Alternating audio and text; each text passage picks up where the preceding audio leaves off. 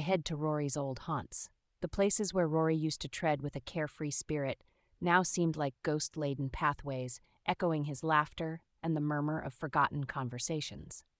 Bar Santos was our first home away from home. It thrived on dim lighting, potent drinks, and the kind of secrets that nestled quietly in the corners. It was too early for the regulars, but Marco, the bartender, was already nursing his habitual morning coffee.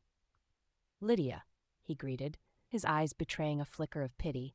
"Still no news." I shook my head, leaning over the bar, hoping you might have seen or heard something I missed, Marco. He sighed, a deep sound that seemed to rattle his very bones. "You know Rory. He was good at keeping parts of himself hidden. But he did mention meeting someone.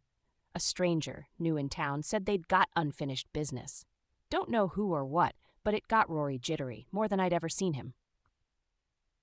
I jotted down Marco's words, feeling a tug of both hope and despair. Outside, the streets were filling up, the city donning its cloak of bustling anonymity once more.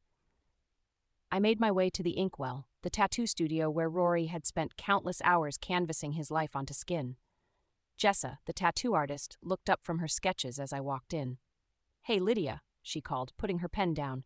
Her hands were speckled with ink, much like memories that refused to fade. "Hear about Rory, aren't you?" "Always," I replied, forcing a smile. "Marco mentioned somebody new in his last few days. Any idea who?"